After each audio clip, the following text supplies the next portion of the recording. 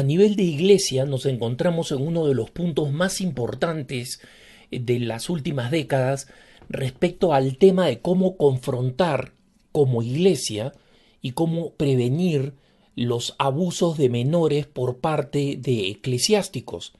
Y como saben ustedes, hemos llegado a este punto cumbre por la decisión del Papa Francisco de disculparse por la situación que existe en Chile a raíz del escándalo fundamentalmente del padre Caradima. El padre Fernando Caradima es una figura muy popular y con muchísimos discípulos, pero también otros casos menores, no en gravedad, porque toda víctima de un abuso sexual es una víctima de un abuso sexual, sino en términos de popularidad y conocimiento. Ahora mismo muchos denunciantes están acusando a los hermanos maristas de haber tenido esta misma política de protección de los abusadores en vez de salir a buscar a los abusados. Y sabemos dos cosas muy importantes. La prensa en Chile, especialmente la prensa televisiva, filtró una carta muy extensa que el Papa Francisco dirigió a los obispos chilenos en el encuentro que sostuvo en Roma. Es decir, para que el Papa no les dirija un discurso, les dio una carta y comentó esa carta y los obispos chilenos leyeron la carta y más de un obispo chileno filtró esta carta a la prensa chilena y creo que de alguna forma hizo bien porque las preocupaciones del Papa son enormes y las resumo en alguna de las cosas más importantes que dice el Papa, que en muchas ocasiones se han buscado proteger el prestigio o la reputación de las personas en vez de buscar la justicia y salir en defensa de los abusados y prevenir y resolver los abusos.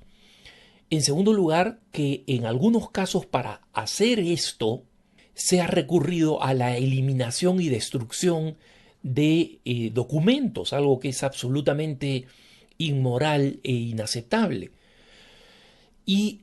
frente a esto, el Papa señala que la renuncia de determinadas personas en la iglesia, de determinadas autoridades, y sin duda el obispo Barros,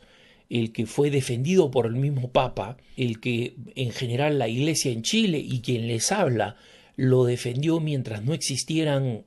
documentación, después de la visita del enviado especial del Papa, Monseñor Scicluna, y de elaborar un documento de más de 2000 páginas de informes, obviamente implica que no solamente Monseñor Barros, sino lo más probable es que más de uno de los obispos chilenos tenga que renunciar.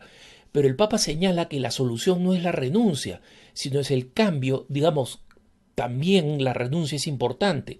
pero lo más importante es el cambio de las políticas que se van a dar y que se tienen que tomar. En Estados Unidos, cuando el 2006 estalló el escándalo de los abusos sexuales, la iglesia en Estados Unidos se vio obligada a aprobar un manual de procedimientos, y un manual de procedimientos en el que el sistema constaba de dos elementos muy importantes. Uno, medidas que incluían penas canónicas y penas civiles, es decir, que el sacerdote acusado de abuso fuera inmediatamente entregado a las autoridades civiles, a la policía, al poder judicial, porque muchos de los casos de hoy que vemos son tan viejos que ya han prescrito legalmente, es decir, ya no permiten la persecución policial y judicial y las medidas policiales y judiciales. Y las únicas penas que quedan son penas canónicas, penas de la iglesia, ¿no? Y el segundo elemento de este manual de acciones, conocido como el Charter en Estados Unidos, es que creó una comisión que existe todavía con personas muy importantes del mundo judicial, personas retiradas, pero muy eficaces del mundo judicial y del mundo de la investigación policial, incluyendo miembros del FBI, han formado parte de un panel que anualmente o bianualmente investiga en cada diócesis que este protocolo se aplique de tal manera que no sean los obispos, sino que sea una instancia externa la que verifique la aplicación de los protocolos. Aquí en Estados Unidos, para darles una idea de hasta qué punto los protocolos se aplican y se tienen que aplicar, es que a mí cada vez que me invitan a dar una conferencia a algún lado, incluso a una diócesis vecina donde me conocen, yo tengo que presentar un documento en el cual el obispo de mi diócesis, o si es que el obispo prefiere, el párroco de mi parroquia, escriba un documento estableciendo que yo soy un católico que está libre de acusaciones y de sospechas de haber cometido algún abuso, ¿no? Es lo que se llama un documento de good standing. De este protocolo norteamericano no todas las cosas se aplican, pero los obispos chilenos van a tener que aprender. Y no solo los obispos chilenos, nosotros sabemos que existen acusaciones de abusos y problemas de abusos en otros países. Y estos otros países son países vecinos. Muchos de ustedes saben que yo pertenezco a una sociedad de vida apostólica, a una institución cuyo superior mismo y algunos miembros de la comunidad han sido acusados de abusos, y hay otros casos de abusos que no están vinculados a mi comunidad, pero que implican que los obispos tengan que aplicar estos protocolos, ¿no? Y una de las cosas que me sorprende es que el protocolo norteamericano en muchos lugares haya sido considerado como un protocolo exagerado y que no podía aplicarse en otros países. No tiene que aplicarse tal cual porque el protocolo norteamericano se basa en las leyes norteamericanas y en la aplicación de leyes norteamericanas. Pero en todos los países los obispos tienen que ser impolutos, tienen que ser ejemplares en la aplicación de estos métodos. El Papa Francisco señalaba algo muy importante y los obispos chilenos no solo lo han reconocido, sino como expresión del reconocimiento, todos ellos han presentado en grupo, los 32 obispos chilenos, han presentado su renuncia al Papa y las han puesto en las manos del Papa, de tal manera que el Papa tenga la libertad de escoger a quienes restituye en su puesto y a quienes no. De tal manera que estamos esperando, y probablemente en el momento en que escuchemos este punto de vista ya sepamos quiénes van a ser los obispos cuya renuncia el Papa ha aceptado, y va a abrir un campo no sabemos cuán grande de futuros nombramientos en Chile, en obispos que nos lleven a una situación que trascienda la actual crisis. Porque, como el Papa señala, esto daña profundamente la credibilidad de la Iglesia en todos lados. Una Iglesia que no se preocupa por los más pequeños, por los que Jesús dijo que quien los escandalizaba merecía amarrarse una piedra de molino y arrojarse al mar. Una Iglesia que no es coherente con eso no es una Iglesia creíble, jamás lo va a ser. Y miren, hermanos, el mismo estudio que comisionaron los obispos norteamericanos una década atrás al J.J. College de Justicia Criminal, la organización más reputada de investigación de crímenes y de patrones criminales, señala que la Iglesia no es ni remotamente el lugar donde más abusos se cometen. Paradójicamente y tristemente,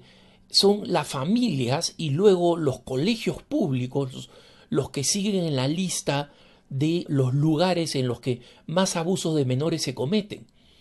Pero en la Iglesia un caso es demasiado, como ha dicho el Papa, y como dijo el Papa San Juan Pablo II cuando señaló que no había lugar en la Iglesia para sacerdotes pedófilos. Entonces, en el mismo documento que el Papa dirige a los obispos chilenos y que hemos conocido, como digo, por la filtración de la prensa chilena, que ha sido muy útil en este aspecto, se hablan de medidas no solamente de la necesidad de crear un protocolo claro, sino también de asegurarse en la formación desde el seminario, donde desde el seminario exista un sistema de filtración, de evaluación psicoespiritual de los participantes en el seminario, para que desde el seminario, en la medida de lo posible y en la mayor cantidad posible, se detecten aquellas personas que tienen patologías que las pueden llevar a convertirse en abusadores de menores. Y en consecuencia, la tolerancia, como es el lema del protocolo norteamericano, tiene que ser cero. Es decir, nadie puede permitírsele que tenga una conducta siquiera dudosa en este aspecto. Y cuando digo ni siquiera dudosa, recuerdo un caso aquí en la arquidiócesis de Denver, donde